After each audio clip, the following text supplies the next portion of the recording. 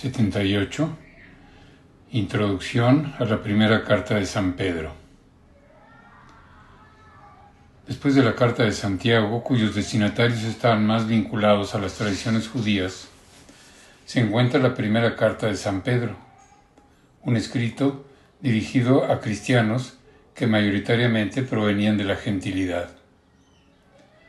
Viene a ser como un enlace entre Jerusalén, Santiago, Asia Menor, Pablo, y Roma, Pedro. Muestra la misión y cohesión de la primitiva iglesia en medio de una sociedad alejada de Dios. Enseña lo que ha de ser la presencia cristiana en el mundo y las consecuencias que lleva el bautismo para los cristianos que viven en un ambiente hostil. El bautismo y la cruz son dos puntos de referencia constante a lo largo de este escrito. La carta fue desde muy antiguo reconocido unánimemente como canónica.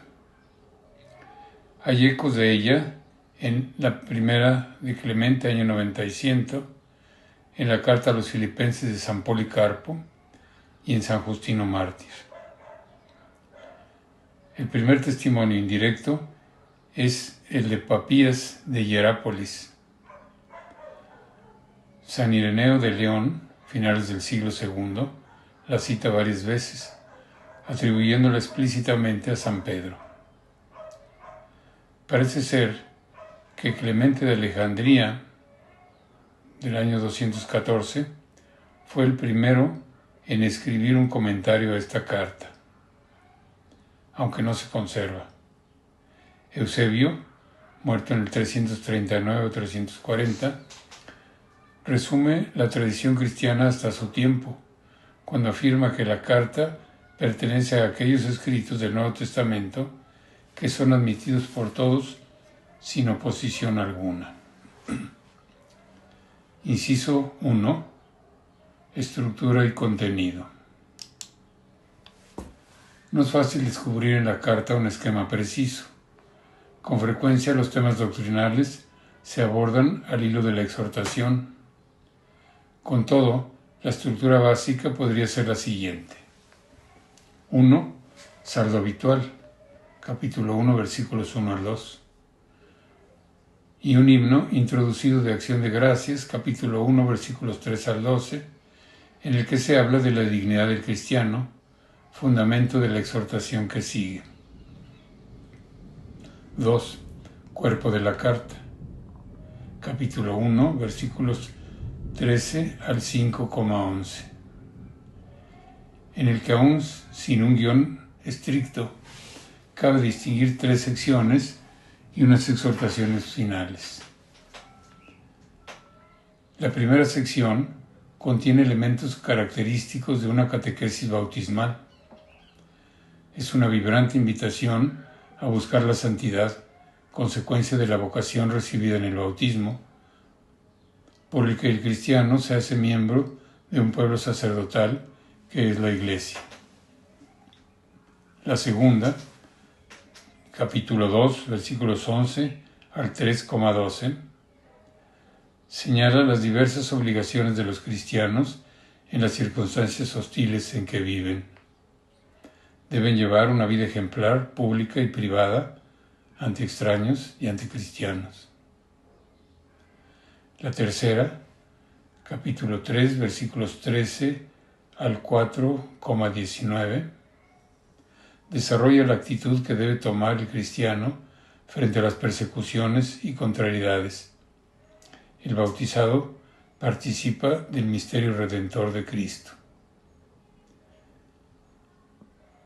Y cuarta, al final de la carta, capítulo 5, versículos 1 al 14, San Pedro dirige unas exhortaciones a los presbíteros y a todos los fieles, animándoles a confiar en el Señor. Inciso 2. Composición. En el saludo inicial de la carta aparece como remitente Pedro, apóstol de Jesucristo, que según se dice más adelante, es también testigo de los sufrimientos de Cristo. La tradición desde antiguo, la atribuyó al apóstol San Pedro. Poco sabemos de él después de que éste se marchara de Jerusalén en los primeros años de expansión de la Iglesia. Hay datos de que estuvo un tiempo en Antioquía y de nuevo en Jerusalén durante la Asamblea Apostólica, y de que, conforme a una segura tradición, estuvo al frente de la Iglesia de Roma, donde murió bajo el emperador Nerón. No consta, sin embargo, ni el momento de su llegada a Roma, ni el tiempo que permaneció allí, ni tampoco el año exacto de su martirio, año 64 o 67. La fecha de composición de la carta se puede situar entre el 57 y el 58, año en que San Pablo escribe la carta a los romanos y en la que no hace referencia a Pedro, por lo que se supone que no se encontraba entonces en Roma, y el año de su martirio. No obstante, tampoco puede descartarse una fecha algo posterior, si se entiende que fue redactada por Silvano, compañero de Pablo en la evangelización de Asia Menor, también llamado Silas, o algún otro discípulo, recogiendo la enseñanza de San Pedro. Se explicarían también así los puntos de contacto de esta carta con las cartas paulinas. Primera de Pedro está dirigida a comunidades cristianas que vivían en diversas regiones de Asia Menor. El ambiente en el que se desenvolvían era adverso a su fe, lo que podía suponer un peligro para la perseverancia de los fieles. Probablemente se trataba de la primera generación de cristianos en aquella región, en su mayoría conversos del paganismo, que hacía poco tiempo que habían abrazado la fe. De ahí también que se les recuerde constantemente su bautismo. Está escrita en buen griego, casi de la misma calidad que el de la carta de Santiago, con un rico vocabulario y un estilo sencillo pero cuidado. Como indica la despedida, fue escrita en Babilonia, es decir, Roma, capital del imperio, que simbólicamente solía llamarse así. Inciso 3. Enseñanza. El objetivo fundamental del apóstol parece haber sido consolar y exhortar a los cristianos a mantenerse firmes en la fe en medio de dificultades y persecuciones, recordándoles las consecuencias de la vocación a la que han sido llamados al recibir el bautismo. Las persecuciones. Las circunstancias concretas que motivaron esta carta posiblemente fueran las persecuciones anteriormente aludidas. Eran pruebas de todo tipo, calumnias, injurias, insultos, etc., hasta el punto de que San Pedro llega a afirmar que se encuentran como en un incendio de sufrimiento, que puede hacerles vacilar. No es probable que se esté refiriendo a persecuciones oficiales. Las de Nerón no se extendieron a las provincias de Asia Menor, y las que afectaron a todo el imperio bajo Domiciano, muerto en el 96, y Trajano, muerto en el 117, no solo fueron más tardías, sino que seguramente hubieran sido evocadas con más viveza. Debe más bien referirse a vejaciones provenientes del ambiente social pagano, al que molestaba la conducta de los recién convertidos. De ahí las incomprensiones y discriminaciones que sufrían. Esta situación incómoda afecta a toda la comunidad frente a sus conciudadanos, pero se extiende también al ámbito familiar, donde los esclavos han de soportar injusticias de sus amos y las mujeres intolerancias de sus maridos. La carta tiene unos claros acentos de consuelo y de exhortación. Las contrariedades que soportan no son inútiles, han de servirles para santificarse, sabiendo que es Dios quien juzga, no los hombres. Sobre todo, han de saber que los padecimientos a imitación de Jesucristo atraerán muchos bienes, incluso la fe, a sus mismos perseguidores.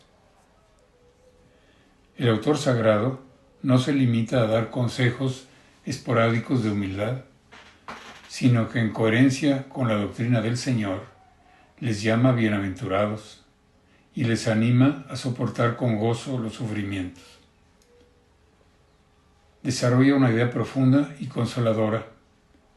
El cristiano está incorporado a Cristo y participa de su misterio pascual, lo mismo que Jesucristo, para redimir a los hombres, ha sufrido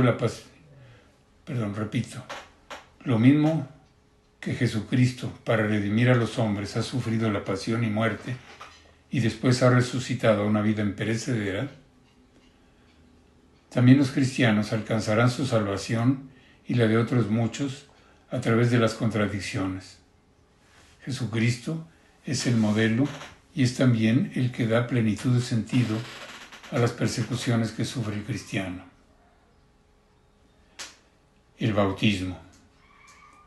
Aunque explícitamente solo menciona el bautismo en una ocasión, Pedro alude repetidas veces a este sacramento, por el que se realiza la incorporación a Jesucristo y el comienzo de una vida nueva.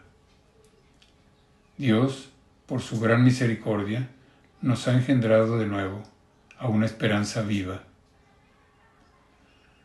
A través de esas alusiones es posible descubrir elementos de la liturgia bautismal y de la catequesis que se impartía a quienes se acercaban al bautismo.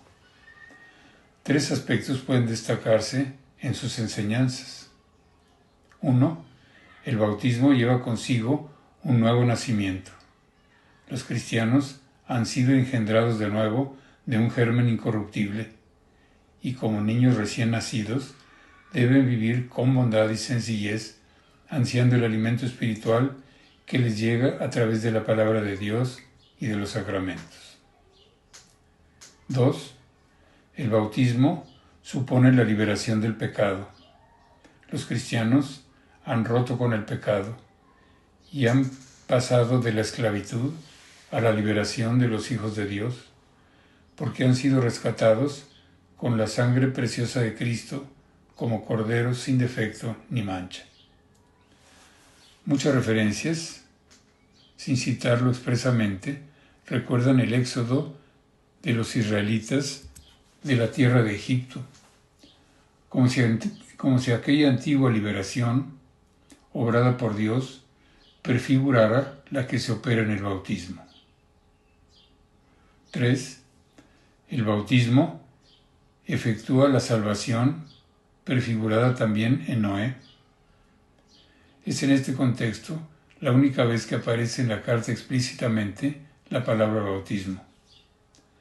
San Pedro no pretende un paralelismo exacto entre ambos acontecimientos, sino más bien señalar claramente la eficacia del sacramento del bautismo. El agua por sí sola sirve para quitar la suciedad del cuerpo. El bautismo limpia el alma del pecado original y de cualquier otro pecado, purificando el corazón de toda mancha al bañar el cuerpo con agua pura. Otros aspectos doctrinales. Sobre la base de la catequesis bautismal, la carta recoge otros puntos doctrinales importantes para que los cristianos se mantengan firmes en la fe. Por un lado, señala la actividad de las 3 personas divinas, la divinidad de Jesucristo con el título de Kyrios, Señor, y su obra redentora. Con su pasión, muerte y resurrección, ha alcanzado la salvación para todos los hombres. Además, la Iglesia, aunque no aparece nombrada, está constantemente presente. Los cristianos, hermanos entre sí, son las piedras vivas del edificio espiritual cuya piedra fundamental es Cristo. Son el nuevo pueblo sacerdotal que Dios ha constituido. Jesucristo es el Pastor Supremo y en su nombre los presbíteros han de dirigir a las almas con desinterés y amor. Por otra parte, la esperanza en la vida definitiva estimula a los cristianos en su peregrinación terrena. Han sido regenerados para obtener una herencia incorruptible. Las contrariedades y persecuciones que soportan son pasajeras, mientras llega la hora de la retribución definitiva y gloriosa de los fieles y el castigo de los culpables. Esta esperanza es signo distintivo de los creyentes y han de estar prontos a dar razón de ella, dando testimonio de fe a los demás ciudadanos con una vida ejemplar. Finalmente, la referencia a la predicación de Jesús a los espíritus cautivos es un texto muy importante para la doctrina del descenso de Cristo a los infiernos, testimonio de la universalidad de la redención. Fin de la introducción, número 78, a la primera carta de San Pedro.